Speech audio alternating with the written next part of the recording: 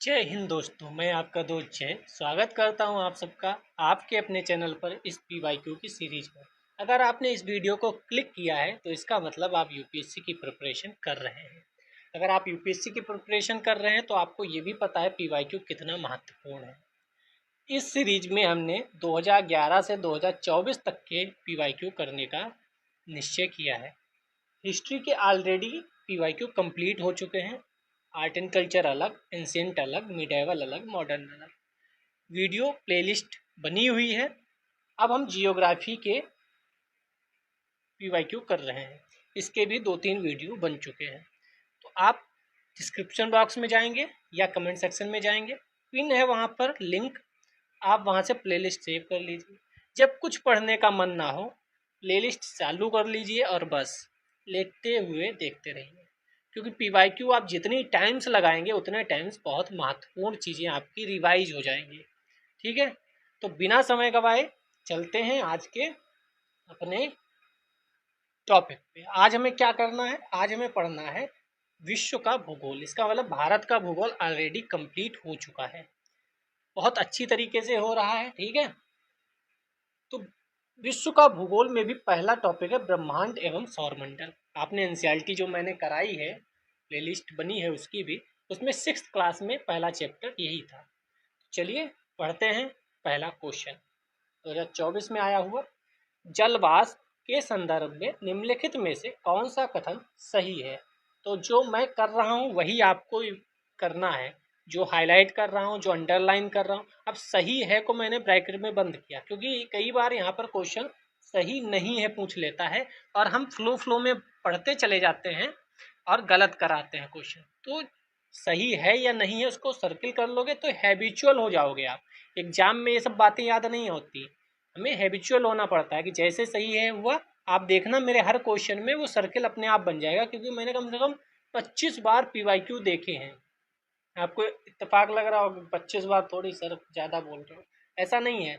हम इतने वर्षों से तैयारी कर रहे थे, पीवाईक्यू जब कुछ मन ना हो पीवाईक्यू, ऐसा था मैटर। ठीक है, चलिए।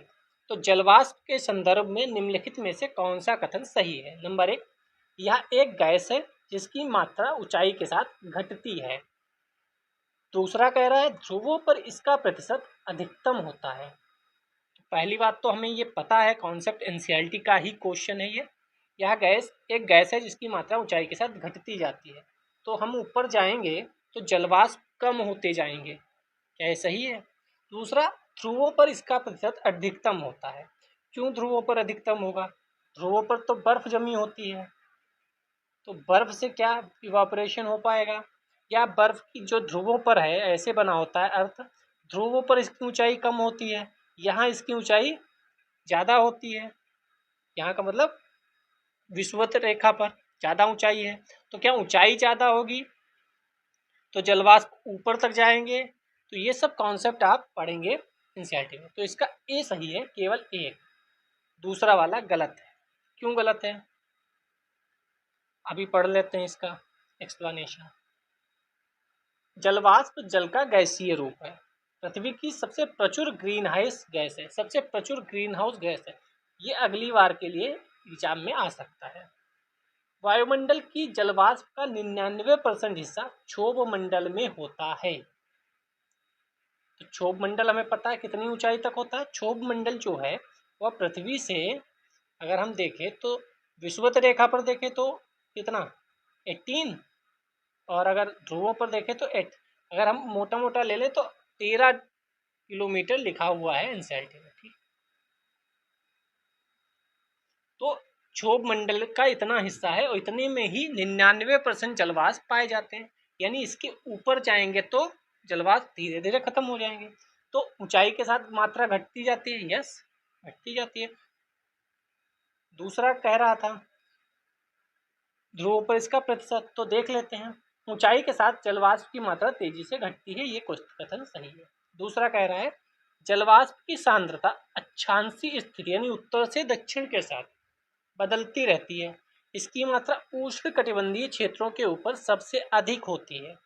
ध्रुवीय क्षेत्रों की ओर जाने पर इसकी मात्रा कमी आती जाती है। ठीक है, क्यों? क्योंकि इवापोरेशन कहाँ ज़्यादा होगा, ध्रुवों पर ज़्यादा थोड़ी होगा। इवेपोरेशन ज़्यादा कहाँ होगा? अक्षांशीय यानी विषुवत रेखा पर, वहाँ टेम्परेचर ज़्यादा होता है। टेम्परेचर ज़्यादा तो नीचे का पानी वाष्प बन करके ऊपर हवा में उड़ेगा, ठीक है। तो हवा में उड़ेगा तो ज़्यादा पानी ऊपर कहाँ जाएगा? विषुवत रेखा पर, ठीक है। आप समझ गए होंगे। दूसरे क्वेश्चन पे चलते हैं। ये भी एनसीईआरटी का ही क्वेश्चन है, कॉपी पेस्ट। कोरियालिस बल के संदर्भ में निम्नलिखित में कौन सा कथन सही है? यह पवन वेग की वृद्धि के साथ बढ़ता है, या ध्रुवों पर सर्वाधिक है और भूमध्य रेखा पर विद्यमान नहीं होता है। तो आपको सही उत्तर बताना है। क्या कोरियालिस बल क्या है? जिसकी वजह से अर्थ घूमती है, तो इसके ऊपर जो चीजें हैं वह भी घूम जाती हैं। आप जानते हो एनसीईआरटी में सीधे दिया हुआ है। तो पवन वेग की वृद्धि के साथ बढ़ता है, तो इसका आंसर होगा सी।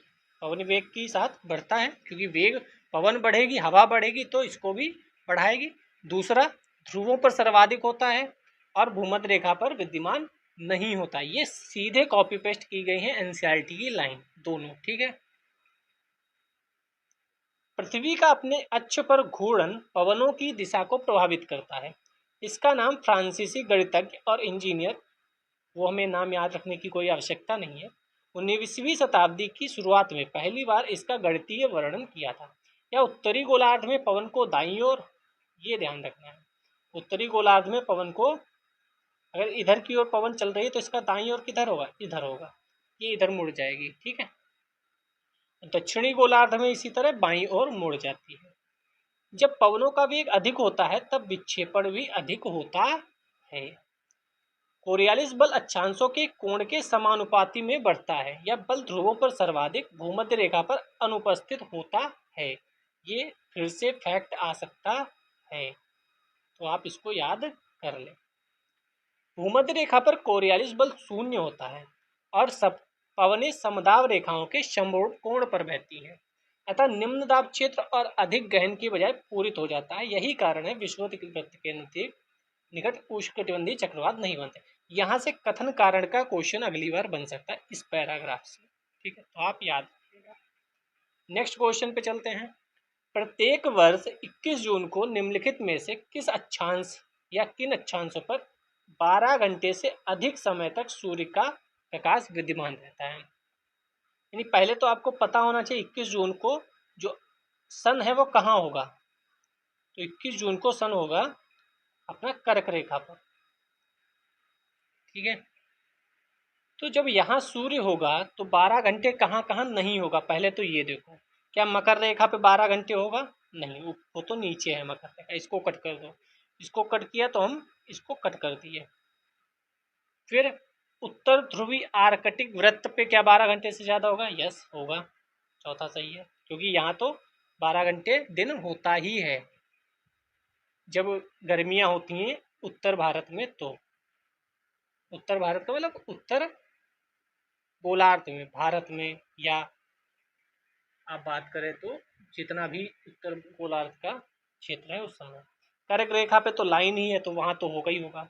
तो 2 और 4 एक ही पास है, तो 2 और 4 तो सही होगा ही होगा। एक हमें नहीं पता अगर, तब भी हम आंसर निकाल लेंगे, ठीक है। आगे चलते हैं। 21 जून, 21 सितंबर, 22 जून। 21 जून तो 2-3 बार पूछा गया, अभी नीचे भी 21 जून आ जाएगा, ठीक है। तो 21 जून बहुत महत्वपूर्ण है। उत्तरी गोलार्ध सूर्य की तरफ झुका होता है, ये भी एनसीईआरटी का ही क्वेश्चन है। NCERT is the most important, ठीक है, तभी मैं करा भी रहा हूँ एनसीईआरटी। सूर्य की किरणें कर्क रेखा पर सीधी पड़ती हैं, इसके परिणाम स्वरूप इन क्षेत्रों पर ऊष्मा अधिक प्राप्त होती है। ध्रुवों के पास अभी 21 जून तो निकला है ना, अभी आप देखेंगे 21 जून, आज ही देखो, आज ही 12 घंटे से, अभी भी दिन 12 घंटे से बड़ा हो रहा है, ठीक है। आज अभी देख लो 21 जून के बाद भी कम ऊष्मा प्राप्त होती है, क्योंकि वहां सूर्य की किरणें तिरछी पड़ती हैं। उत्तरी ध्रुव सूर्य की तरफ झुका होता है। उत्तरी ध्रुव रेखा के बाद वाले भागों पर 6 महीने लगभग लगातार दिन रहता है। यहाँ तो 12 घंटे की केवल बात की। उत्तर अयनांत के दौरान भूमध्य रेखा से जितना अधिक उत्तर की ओर बढ़ा जाएगा, अधिक सूर्य का प्रकाश मिलता है। ठीक है, तो ये एनसीईआरटी में आपने पढ़ा ही होगा, ये डायग्राम भी एनसीईआरटी में बना है। 4th नंबर पे चलते हैं, निम्नलिखित कथनों पर विचार कीजिए। कर लेते हैं विचार। वृहत तारे वामन तारों की तुलना में अधिक समय तक अस्तित्व में बने रहते हैं। नंबर 1 कथन। नंबर 2 कथन कह रहा है वामन तारों की तुलना में वृहत तारों में नाभिकीय अभिक्रियाओं की उच्चतर दर होती है। तो वृहत तारे और वामन तारों के बीच उसने तुलनात्मक क्वेश्चन पूछ लिया है और पूछा इनमें से कौन सा कथन सही है, और क्या सही है तो व्याख्या भी करता है एक दूसरे की या नहीं। तो वृहत तारे वामन तारों की तुलना में अधिक समय तक अस्तित्व में बने रहते हैं, तो हमें ये पता है जो पहला है वह सही नहीं है, दूसरा है वह सही है। वृहत तारे जो हैं वो वामन तारों की तुलना में अधिक समय तक अस्तित्व में बने नहीं रहते हैं, बल्कि वामन तारे ज़्यादा देर तक अस्तित्व में रहते हैं। कई लोगों को वृहत तारे और वामन तारे पता ही नहीं होगा, क्योंकि हम लोग तो उतने में ही समेट कर रह जाते हैं, तो थोड़ा सा विस्तारित होकर भी पढ़ना पड़ेगा। वृहत तारों का द्रव्यमान हमारे सूर्य के द्रव्यमान से 8 गुना से लेकर 100 गुना तक होता है। तो अगली बार अगर ये स्टेटमेंट आ जाए तो आप अगली बार गलत करके मत आइएगा, क्योंकि टफ क्वेश्चन गलत होने से कोई फेल नहीं होता है। फेल वही होता है जो इजी क्वेश्चन गलत करके आता है। इजी मतलब जो आपकी एनसीईआरटी का है या आपके पीवाईक्यू का है या स्टैंडर्ड बुक जो सभी पढ़ते हैं उसका है। ठीक है, तो ये पीवाईक्यू में आ चुका है, इसका मतलब आप अब इसको घूर के पी जाइए। इन वृहत तारों में वामन तारों की तुलना में अधिक गर्म एवं सघन क्रोड क्षेत्र होता है, इसलिए वृहत तारों में नाभिकीय अभिक्रियाओं की उच्चतर दर होती है जो तारों को दीप्तिमान बनाती है। ठीक है, तो ये तो पढ़ाई होगा आपने। दूसरा कह रहा है वृहत तारे अपने क्रोड क्षेत्र में हाइड्रोजन ईंधन का उपयोग करते हैं, भले ही वे अपनी आरंभिक अवस्था में काफी हद तक हाइड्रोजन युक्त होते हैं, जिसका अर्थ है कि इनकी आयु वामन तारों की तुलना में बहुत कम होती है। ठीक है, तो ये जो एक बार आ चुका है, अब दोबारा इससे अगर कोई क्वेश्चन क्रिएट हो, जो कि हम कई वीडियो बना चुका हूँ, सब में मैं आपको दिखा भी रहा हूँ कि देखो देखो रिपीट हुआ, देखो रिपीट हुआ, देखो स्टेटमेंट से क्वेश्चन बना, तो यहाँ से भी क्वेश्चन बनेगा, आज नहीं तो कल। 23 में चलते हैं, फर्स्ट क्वेश्चन देखते हैं। निम्नलिखित युग्मों पर विचार कीजिए। एक तरफ अंतरिक्ष में पिंड है, दूसरी तरफ उनका वर्णन है, और आपको बताना है कौन से उनमें से सही सुमेलित हैं। तो सेफीड के अंतरिक्ष में धूल और गैस के विशाल बादल हैं। निहारिकाएं तारे जो आवर्ती रूप से जलते बुझते हैं वह हैं। पल्सर न्यूट्रॉन तारे जो तब बनते हैं जब विशाल तारों का ईंधन खत्म हो जाता है और उनका निपात हो जाता है। तो पल्सर और निहारिकाएं तो आपने पढ़ी होंगी, लेकिन सेफीड नहीं पढ़ा होगा। ठीक है, तो इसका केवल एक सही होगा और पल्सर वाला ही सही होना चाहिए। मैं चेक कर लेता हूँ। हाँ, पहला और दूसरा सही नहीं, पल्सर वाला सही है क्योंकि ये दिया हुआ है, ये पढ़ा होगा आपने। न्यूट्रॉन तारे जो तब बनते हैं जब विशाल तारों का ईंधन खत्म हो जाता है और उनका निपात हो जाता है, तो वो पल्सर कहलाते हैं। निहारिका और सेफीड गलत दिए गए हैं। अब पढ़ लेते हैं क्योंकि अगली बार फिर से क्वेश्चन बनने की संभावना रहेगी। सेफीड, जिन्हें सेफीड वेरिएबल्स भी कहा जाता है, ऐसे तारे होते हैं जो समय समय पर तीव्र एवं मंद रूप से प्रकाशित होते हैं, यानी एक समय में तेज दिखेगा, एक समय में धीमा दिखेगा, तेज धीमा, तो सेफिड्स हैं।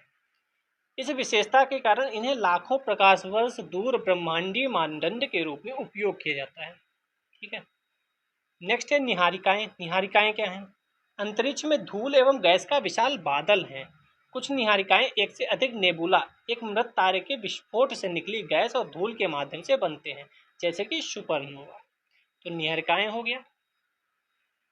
पल्सर तो हमने देखा था। नासा के अनुसार पल्सर एक मजबूत चुंबकीय क्षेत्र वाला तेजी से घूमने वाला न्यूट्रॉन तारा है। पल्सर क्या है? न्यूट्रॉन तारा।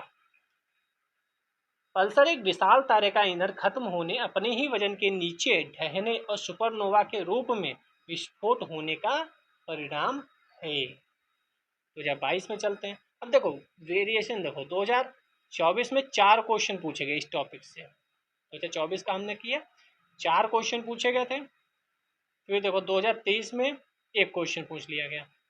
ठीक है, तो ऐसा हम कभी नहीं कह सकते कि किस टॉपिक से ज़्यादा क्वेश्चन पूछे जा सकते हैं।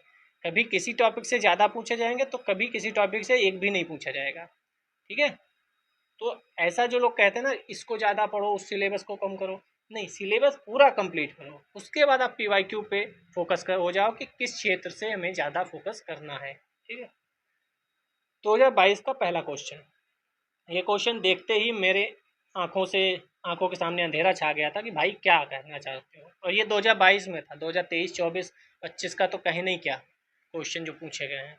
ये 2022 में पहला क्वेश्चन मेरे सामने ऐसा आया था जो इतने ज़्यादा ऑप्शन थे, 1 2 3 4 5 6 7।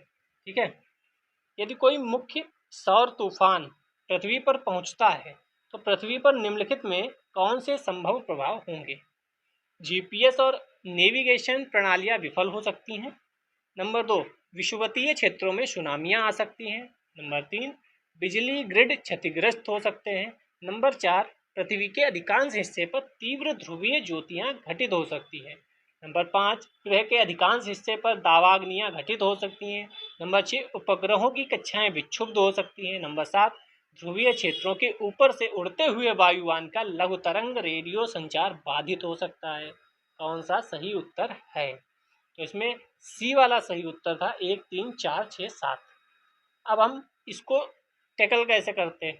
तो विषुवतीय क्षेत्रों में सुनामियां आ सकती हैं, तो इसकी वजह से सुनामियां नहीं आएंगी। और जैसे ही आप 2 गलत करते हैं तो ये गलत हो जाता, ये गलत हो जाता और ये गलत हो जाता। तो इसलिए ये क्वेश्चन दिया गया था कि विषुवतीय क्षेत्र में सुनामी इसकी वजह से नहीं आएगी।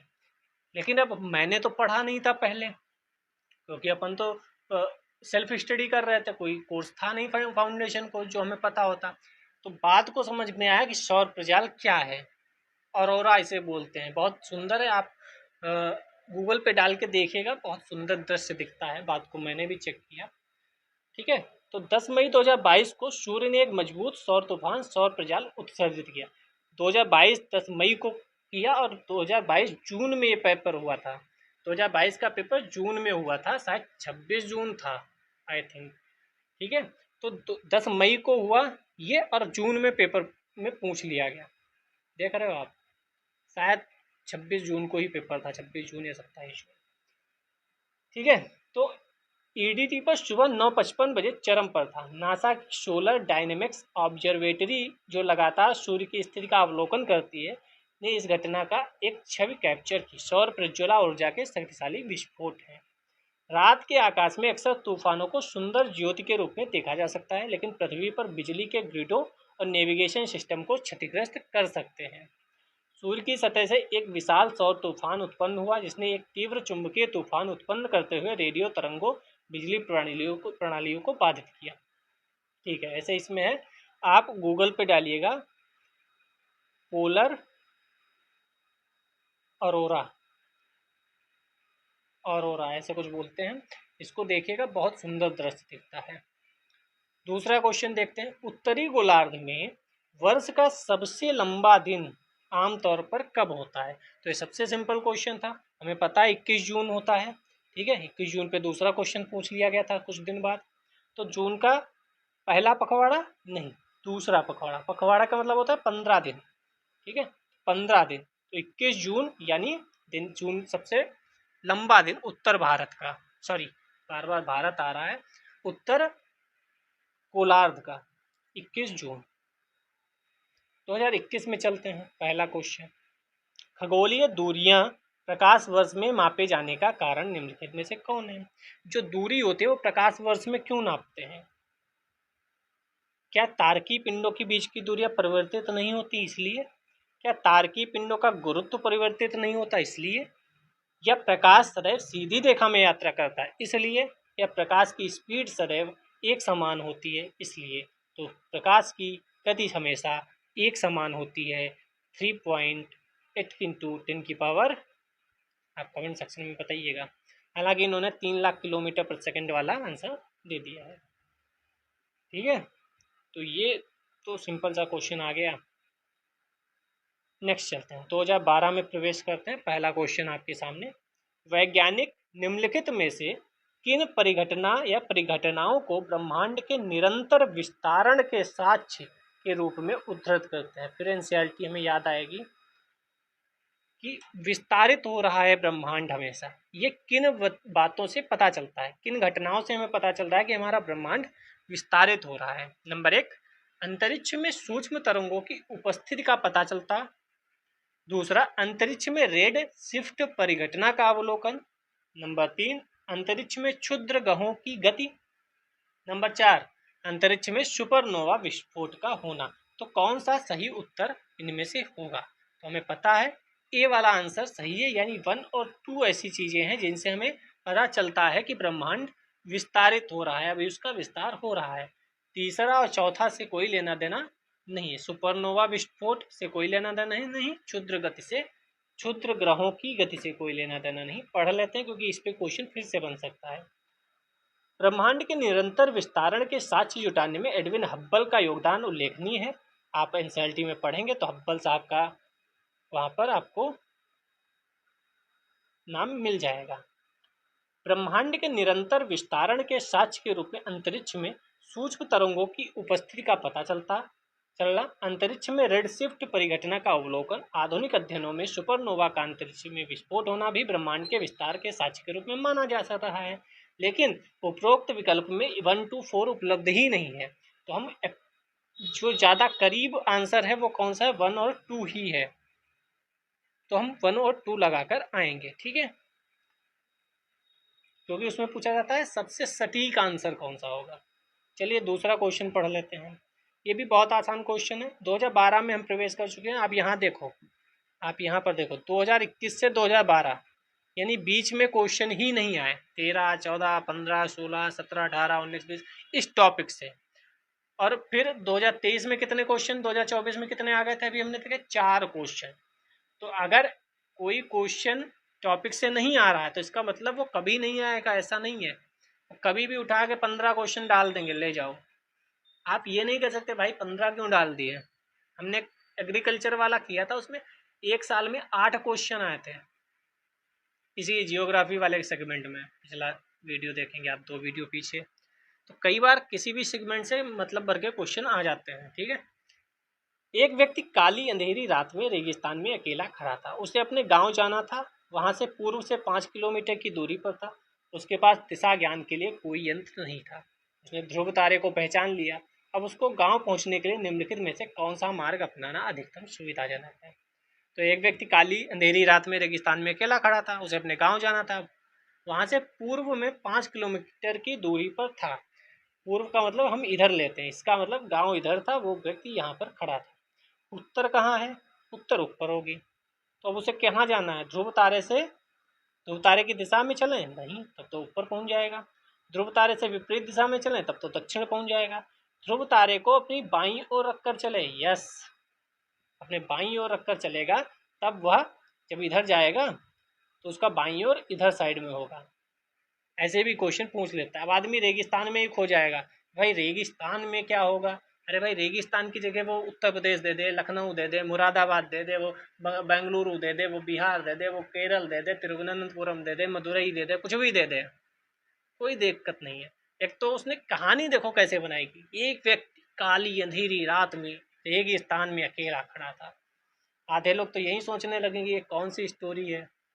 तो वो खाली कहानी बनाता है जिससे आप इजी क्वेश्चन को भी थोड़ा सा वो घुमा फिरा के टफ बनाने की प्रयास में लगा था, ठीक है। लेकिन आप तो समझदार हैं, आप तो तुरंत पहचान लेंगे कि अच्छा ट्रैप कर रहे हो। चलो फिर चलते हैं आगे क्वेश्चन पे। क्षुद्र ग्रहों तथा धूमकेतु के बीच क्या अंतर है? आप अब देखो, आपको पीवाईक्यू एनालिसिस कैसे करने होते हैं। यहाँ पे क्षुद्र ग्रह और धूमकेतु के बीच अंतर पूछा, यानी क्षुद्र ग्रह और धूमकेतु में कंपेयर, या आप कह सकते हो कोई बीच में कोई रिलेशन, ऐसा कुछ कर रहा है। ऊपर भी ऐसा क्वेश्चन कोई आया था, बृहत तारा और वामन तारा, यहाँ पर उसका तुलना करा दी, उसका कंपेयर करा दिया गया।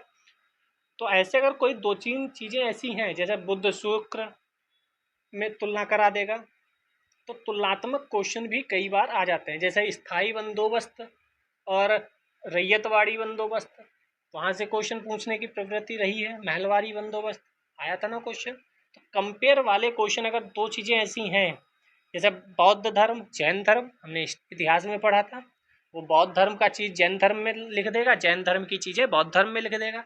महायान हीनयान, उसने महायान की चीज़ें हीनयान में लिख दी थी, हीनयान की महायान में लिख दी थी, और 2 स्टेटमेंट बना के आपके सामने रख दिए थे। तो कभी भी ऐसा कोई टॉपिक मिले जिसमें दो चीज़ें हैं जिनमें जो उनका विशेषताएं हैं या उनके जो लाभ हैं, उनके जो कार्य हैं, वो आपस में इंटरचेंज करे जा सकते हैं, तो ऐसे क्वेश्चन इंटरचेंज करके कई बार बना देता है। ठीक है। क्षुद्र ग्रह लघु चट्टानी प्लेनेटाइड हैं, जबकि धूमकेतु हिमशीतित गैसों से निर्मित होते हैं जिन्हें चट्टानी और धातु पदार्थ आपस में बांधे रखते हैं। हो सकता है क्षुद्र ग्रह जो हैं उसको धूमकेतु में लिख दिया हो, जो धूमकेतु हैं वो क्षुद्र ग्रह में लिख दिए गए हो। ठीक है। क्षुद्र ग्रह अधिकांशतः बृहस्पति और मंगल के परिक्रमा पथों के बीच पाए जाते हैं। हमको पढ़ाया जाता है जब चार इधर हैं चार बाहर हैं, उनके बीच में एक पट्टी है जहाँ क्षुद्र ग्रह पाए जाते हैं। जबकि धूमकेतु अधिकांशतः शुक्र और बुध के बीच में पाए जाते हैं। क्या ये बुध और शुक्र के बीच में पाए जाते हैं? धूमकेतु गोचर दीप्तिमान पुच्छ दर्शाते हैं, यानी इनकी पूंछ होती है, जबकि क्षुद्र ग्रह यह नहीं दर्शाते।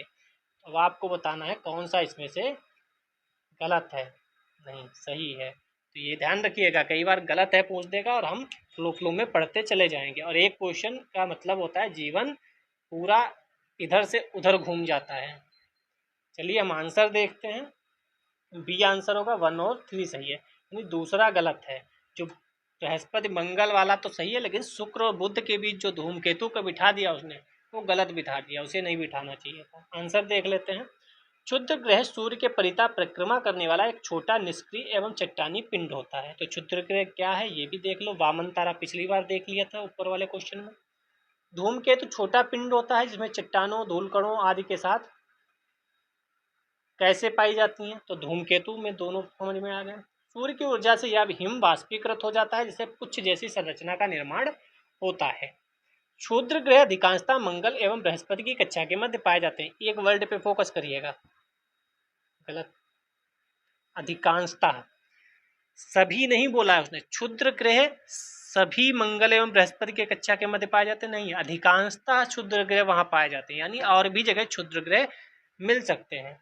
किंतु धूमकेतु का पथ अत्यधिक दीर्घ वृत्ताकार होता है एवं सामान्यतः ये कूपर बेल्ट यानी नेपच्यून से बाहर के क्षेत्र में पाए जाते हैं, ना कि बुध और शुक्र के बीच में।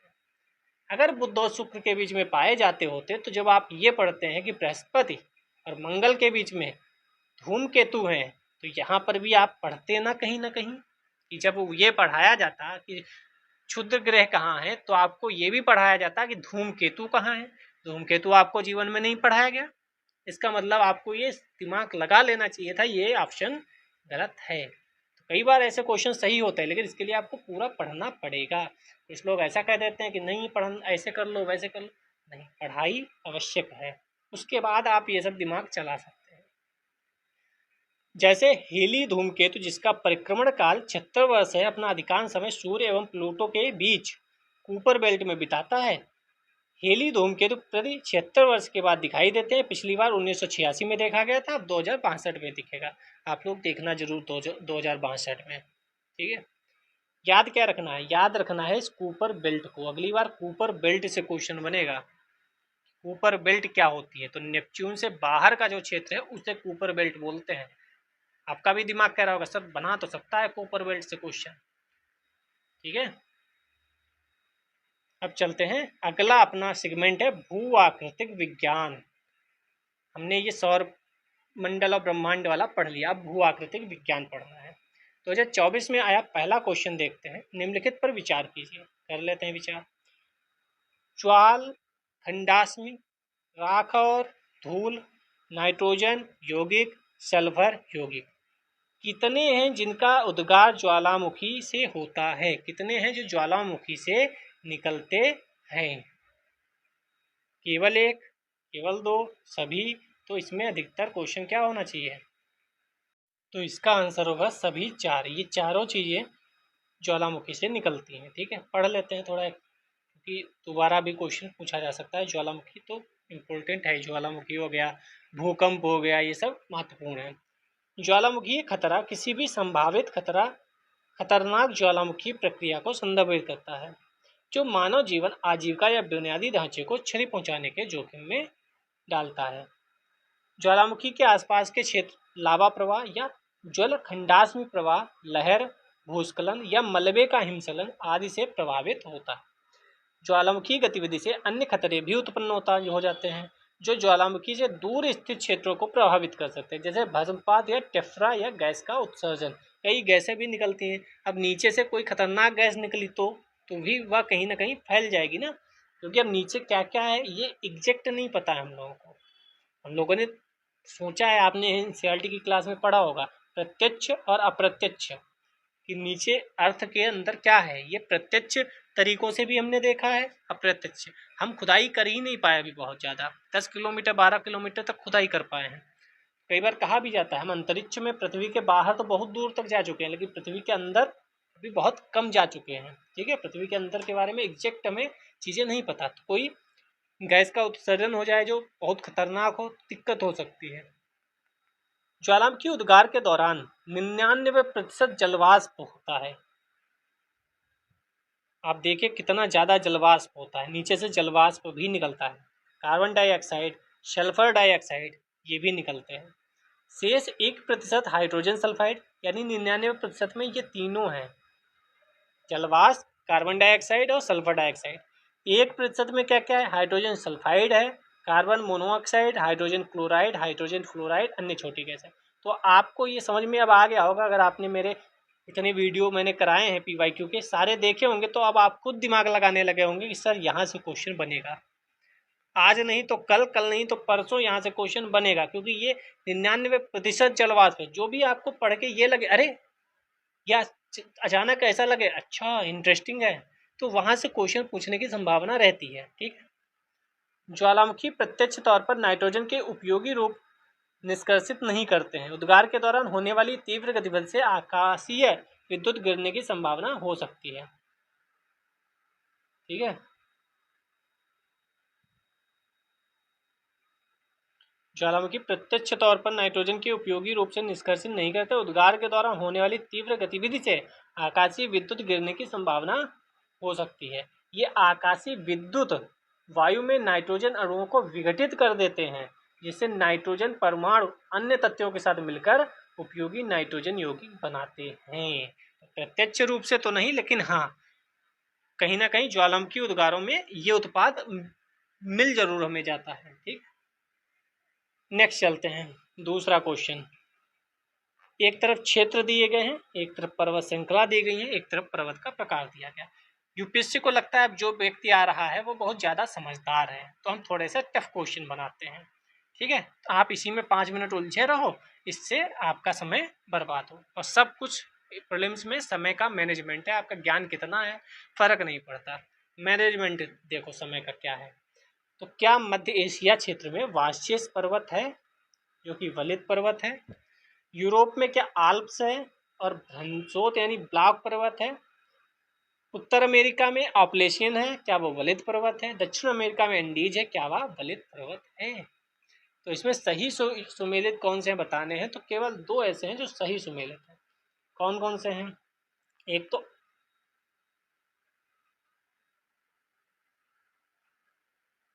पहला वाशियस है, वो सही सुमेलित नहीं है क्योंकि वह मध्य एशिया में नहीं यूरोप में है। ठीक है। दूसरा सही सुमेलित नहीं है, क्यों? क्योंकि वो आल्प्स पर्वत जो है वह वलित पर्वत है, ना कि ब्लॉक पर्वत है। बाकी दोनों सही हैं। व्याख्या देख लेते हैं। भ्रंसोत पर्वत का निर्माण तब होता है, ब्लॉक पर्वत का निर्माण तब होता है जब कोई बड़ा भूभाग विघटित होता है, विघटित भाग ऊर्ध्वाधर रूप से विस्थापित हो जाता है तो उसे ब्लॉक पर्वत। ऊपर उठे ये खंड को उत्खंड या होस्ट कहा जाता है, नीचे जो खंड हो जाता है उसे द्रोणी भ्रंश कहते हैं। मान लो एक ऐसे था, एक ये नीचे हो गया, एक इधर वाला नीचे हो गया, तो ये जो ऊपर हो गया इस पार्ट को पर्वत कहने लगेंगे। ठीक है, जो ऊपर है उसे होस्ट बोलेंगे, जो नीचे हैं ये उसे भ्रंश कहते हैं। ठीक है, कई बार बीच वाला ऊपर उठ जाता है, कई बार आपस में जो बीच वाले होते हैं उसको छोड़कर नीचे धंस जाते हैं। ठीक है, कई बार ये अपने आप ऊपर उठ जाएगा, कई बार क्या होगा ये आपस वाले बीच वाले को नीचे ना लाकर अपने आप नीचे आ जाएगा और ये अपने आप ऊपर हो जाएगा। जैसे एक मूवी थी उसमें कहता है मैं जब खतरा आता है तो अपने आप आगे कैसे आ जाता हूँ, तो वो आगे नहीं आता है, बल्कि उसके साथ जो 3 लोग और होते हैं वो अपने आप पीछे चले जाते हैं।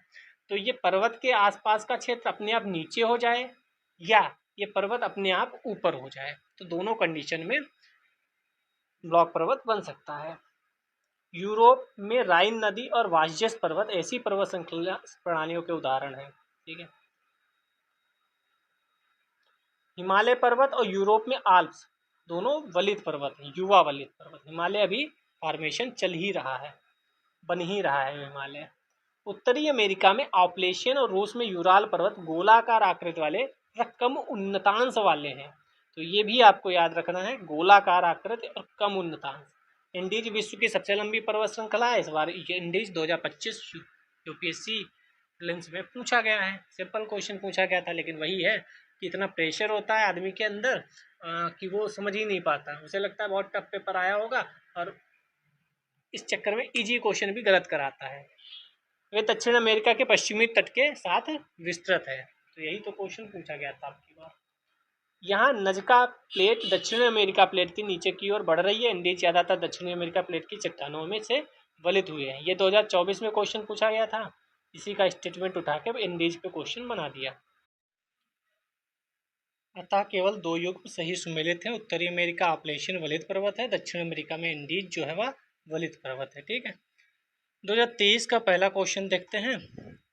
पृथ्वी के वायुमंडल के संदर्भ में निम्नलिखित कथनों में से कौन सा एक सही है? नंबर 1, भूमध्य रेखा पर प्राप्त होने वाला सूर्य ताप की कुल मात्रा ध्रुवों पर प्राप्त होने वाले सूर्य ताप की कुल मात्रा का लगभग 10 गुना है। एग्जैक्ट। अवरक्त किरणें सूर्य ताप के लगभग 2/3 भाग हैं। सी, अवरक्त तरंगें निचले वायुमंडल में संकेंद्रित जलवाष्प द्वारा बृहद रूप से अवशोषित होती हैं। चौथा, अवरक्त तरंगे सौर विकिरण की विद्युत चुंबकीय तरंगों के दृश्यमान स्पेक्ट्रम के भाग हैं। कौन सा सही है? तो ये आपको समझ में आ गया होगा, सी वाला सही है, बाकी तो गलत है। क्यों? क्योंकि जो अवरक्त तरंगे हैं वह विद्युत चुंबकीय तरंगों के दृश्यमान स्पेक्ट्रम का भाग नहीं है, पहली बात। दूसरा, अवरक्त किरणें सूर्यताप के लगभग 2/3 भाग हैं, ये भी गलत है, क्योंकि 2/3 भाग होते तब तो दिक्कत होती। खैर, ये तो पहले ही एग्जैक्ट दे दिया, मैंने बताया था एग्जैक्ट दे दिया, तो ये भी गलत, ये भी गलत, ये भी गलत। सी ऑप्शन सही होगा। पढ़ लेते हैं, क्योंकि कई बार इससे रिपीट होकर क्वेश्चन बनने की संभावना रहती है। पृथ्वी के पृष्ठ पर प्राप्त होने वाली ऊर्जा का अधिकतम अंश लघु तरंग दैर्घ्य के रूप में आता है। तो सूर्य से जो आता है वो लघु तरंग दैर्घ्य में, और पृथ्वी से जो वापस जाता है वो दीर्घ तरंग दैर्घ्य में। ठीक है, पृथ्वी को प्राप्त होने वाली ऊर्जा को आगामी सौर विकिरण या छोटे रूप में सूर्य तप कहते हैं। लघु तरंग दैर्घ्य वाले सौर विकिरण के लिए वायुमंडल अधिकांशतः पारदर्शी होता है। पृथ्वी की सतह पर पहुंचने से पहले सूर्य की किरणें वायुमंडल से होकर गुजरती हैं। क्षोभ मंडल में मौजूद जलवाष्प, ओजोन, अन्य किरणें अवशोषित कर लेती हैं। ठीक है, पता है। दूसरा क्वेश्चन, निम्नलिखित कथनों पर विचार कीजिए। कर लेते हैं विचार। भूकंप लेखी या सिस्मोग्राफ में एस तरंगों से पूर्व पी तरंगे अभिलेखित की जाती हैं, यानी एस पहले पी बाद को आती हैं।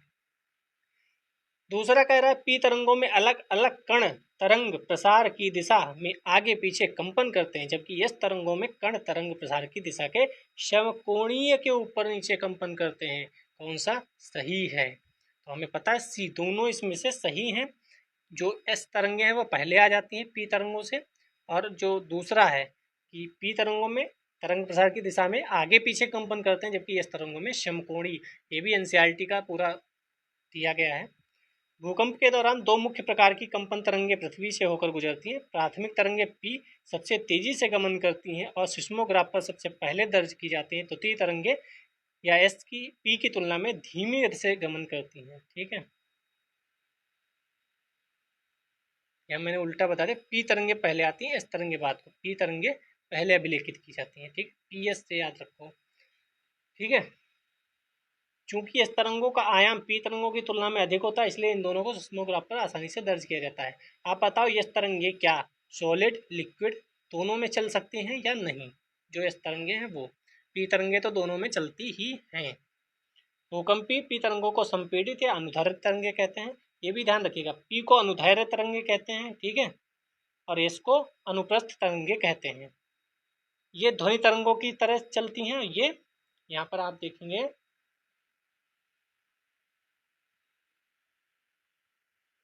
यहाँ दिया नहीं गया है। ध्वनि तरंगों की सतह के आगे पीछे की ओर कंपित होती हैं। इसमें कंपन के कण गति प्रसार अनुदैर्ध्य इसके अनुगमन दिशा के समानांतर होते हैं। ठीक है, ऐसे अनुप्रस्थ तरंगें होती हैं जो कि ध्वनि तरंगों के समान नहीं चलती हैं बल्कि लंबवत यानी समकोण पर काटती हैं। 2018 में आया क्वेश्चन, निम्नलिखित कथनों पर विचार कीजिए। कर लेते हैं। पृथ्वी का चुंबकीय क्षेत्र हर कुछ 100,000 सालों में उत्क्रमित हुआ है। दूसरा, पृथ्वी जब 4,000 मिलियन वर्षों से भी अधिक पहले बनी तो ऑक्सीजन 54% थी और कार्बन डाइऑक्साइड नहीं थी। जब जीवित जीव पैदा हुए उन्होंने पृथ्वी के आरंभिक वायुमंडल को बदल दिया। इनमें से कौन से ऐसे हैं जो सही हैं? आपको क्या लगता है कौन से सही है? तो सी वाला ऑप्शन सही होगा, 1 और 3 सही है। दूसरा गलत है, मैंने पहले ही बोला कार्बन डाइऑक्साइड नहीं थी, ऐसा गलत है। वैज्ञानिकों के अनुसार प्रत्येक 2 लाख से 3 लाख वर्षों में पृथ्वी का चुंबकीय क्षेत्र उत्क्रमित होता है। ठीक है, पृथ्वी का निर्माण के समय ऑक्सीजन अत्यल्प मात्रा में उपस्थित थी जबकि कार्बन डाइऑक्साइड की मात्रा में उपस्थित थी। ठीक है, जब वायुमंडल में जीवधारियों की उत्पत्ति हुई तो हरित संश्लेषण की प्रक्रिया के दौरान पादप कवकों ने वायुमंडलीय कार्बन डाइऑक्साइड का उपयोग करते हुए ऑक्सीजन का निर्माण किया। तो ऑक्सीजन कैसे निर्माण हुआ ये आप पढ़ लीजिएगा। नेक्स्ट क्वेश्चन पे चलते हैं। निम्नलिखित में से किस परिघटना या किन घटनाओं ने जीवों के विकास को प्रभावित किया? ऐसी कौन सी घटनाएं हैं? तो महाद्वीपीय विस्थापन ने क्या जीवों के विकास को प्रभावित किया? हिमानी चक्र ने क्या प्रभावित किया? कौन सा सही है? तो हमें पता है इसके दोनों सही हैं, क्योंकि जब महाद्वीप का विस्थापन होता है एक जगह से दूसरी जगह तो जीवों के विकास को प्रभावित तो करेंगे ही करेंगे। क्यों? क्लाइमेट बदल रहा है, जलवायु, यहाँ कुछ और जलवायु थी, यहाँ कुछ और जलवायु है। तो यहाँ हो सकता है कोई सर्वाइव कर पाता हो, यहाँ सर्वाइव नहीं कर पा रहा हो। हिमानी चक्र की वजह से भी घटनाएं होती हैं। तो महाद्वीपीय विस्थापन की संकल्पना को 20वीं सदी के आरंभिक दशकों में अल्फ्रेड वेगनर द्वारा प्रस्तावित किया गया था। इनका भी नाम आप जियोग्राफी 11th क्लास में देखेंगे। अगर आप कहेंगे तो 11th क्लास की स्टार्ट कर दी जाएगी जियोग्राफी पढ़ाना, एनसीईआरटी। इसके तहत वेगनर ने बताया कि पृथ्वी के स्थलीय भाग का कार्बोनिफेरस युग के उपरांत विभिन्न खंडों में टूटने एवं प्रवाह एवं जिससे वर्तमान स्थलीय विन्यास प्राप्त हुआ है। प्रवाह के इस दौर में वनस्पतियों जीवों का विश्व के विभिन्न भागों में विचरण हुआ। इससे विभिन्न जलवायु प्रदेशों के अनुकूल एवं तत्संबंधी प्रजाति सम्मिश्रण को प्रोत्साहन मिला और जो जैविक विकास में सहायक रहा। हिमानी चक्र के दौरान जब हिमकाल का समय आता है तो सभी वनस्पतियां बर्फ में दब जाती हैं। कठोर जलवायविक दशाओं में जैविकीय विकास सीमित अथवा मंद हो जाता है, परंतु जैसे ही हिमावरण छटता है, तापमान बढ़ता है एवं वर्षा भी पर्याप्त मात्रा में होने लगती है तो जैविकीय विकास को प्रोत्साहन मिलता है। ठीक है, 2013 का पहला क्वेश्चन देख लेते हैं। पृथ्वी पर अधिकांश आलवण जल बर्फ छत्रक और हिमनद के रूप में रहता है। शेष आलवण जल का सबसे अधिक भाग कहाँ होगा? वायुमंडल में आर्द्रता और बादलों के रूप में पाया जाता है। आलवण जल झीलों और नदियों में पाया जाता है, भूमिगत जल के रूप में पाया जाता है या मृदा आर्द्रता के रूप में होता है। तो आप जब एनसीईआरटी पढ़ेंगे वहाँ देखेंगे नदियों में बहुत कम मात्रा में पानी है, उससे ज़्यादा पानी तो वायुमंडल में है। ठीक है, यहाँ सी क्वेश्चन होगा भूमिगत जल के रूप में। लेकिन आप ये ध्यान रखिएगा, रिवर्स में पानी कम है, वायुमंडल में पानी यानी वाष्प की मात्रा में बहुत ज़्यादा है रिवर की तुलना में। कई बार हमें लगता है नदियाँ तो इतनी बड़ी बड़ी हैं, नदियाँ में पानी ज़्यादा है। नहीं, आप एनसीईआरटी में देखेंगे साफ साफ वहाँ वायुमंडल ऊपर है, रिवर नीचे है, यानी उस क्रम में। तो यहाँ से भी क्वेश्चन कई बार पूछे जाते हैं। तो वायुमंडल में पानी नदियों की तुलना में ज़्यादा है। पढ़ लेते हैं, यहाँ पे दिया भी होगा। पृथ्वी के कुल क्षेत्रफल के लगभग 71% भाग पर जल का विस्तार है तथा कुल जल का 97% भाग सागर एवं महासागर में है एवं शेष जल वाष्प नदियों, झीलों, हिमखंडों के रूप में है। यानी 71% का भी 97% तो महासागर में है, अलवण जल नहीं है, लवण जल है। केवल 2.7% जल ही है जो पीने योग्य है, अलवण है। उसमें भी 68% ध्रुवीय क्षेत्रों में बर्फ छत्रक जो अपने यहाँ हिमनद बने हुए हैं वहाँ है, सॉरी ध्रुवीय क्षेत्र है जो वहाँ है, हिमनद के रूप में विद्यमान है। ठीक है, लेकिन इनमें से 28% जो है वो भूमिगत जल के रूप में है और 4% जो शेष बचा वो झील, नदी, वायुमंडल, नदी, मृदा, वनस्पति इन सब में है। तो ये आप ढंग से पढ़ लीजिए, यहाँ से क्वेश्चन फिर से बनने की प्रबल संभावना है। दूसरे क्वेश्चन पर चलते हैं। निम्नांकित पर विचार कीजिए। कर लेते हैं विचार। विद्युत चुम्बकीय विकिरण, भूतापीय ऊर्जा, गुरुत्वीय बल, प्लेट संचलन, पृथ्वी का घूर्णन, पृथ्वी का परिक्रमण, उपयुक्त में से कौन पृथ्वी के पृष्ठ पर गतिक परिवर्तन लाने के लिए जिम्मेदार है? तो सिंपल, आप खड़े हैं पृथ्वी पर, इसमें परिवर्तन आ रहा है, गतिक परिवर्तन में कौन जिम्मेदार होना चाहिए? आप बताओ। क्या पृथ्वी के परिक्रमण से होगा, घूर्णन से होगा, क्या गुरुत्वीय बल, प्लेट संचलन, किससे होगा? हमें तो लगता है सबसे होगा। ठीक है, क्यों? क्योंकि कोई भी घटना घटित होगी उससे थोड़ा बहुत पृथ्वी के पृष्ठ पर समस्याएं उत्पन्न तो होंगी ही होंगी।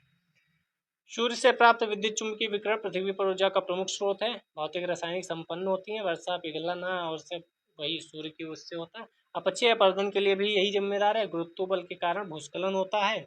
प्लेट टेक्टोनिक के कारण भूकंप, ज्वालामुखी क्रियाएं, पर्वत निर्माण जैसी घटनाएं होती हैं। भूतापीय ऊर्जा से ज्वालामुखी क्रिया संपन्न होती है और पृथ्वी के घूर्णन के कारण दिन रात होते हैं, दैनिक तापांतर होता है। परिक्रमण के कारण ऋतुओं का निर्माण होता है जिससे वार्षिक तापांतर उत्पन्न होता है। तो इन सब क्रियाओं से गतिक परिवर्तन होता है। अगली बार हम पढ़ेंगे नेक्स्ट वीडियो में जलवायु एवं जलवायु प्रदेश। तब तक के लिए आपको कैसा लगा क्लास? अगर आप कमेंट करके बता देंगे तो अच्छा लगेगा कि हाँ कुछ ढंग का काम हो रहा है। बाकी आप लाइक शेयर कर ही दिए होंगे। अपना ध्यान रखिए, पढ़ते रहिए। जय हिंद, जय भारत।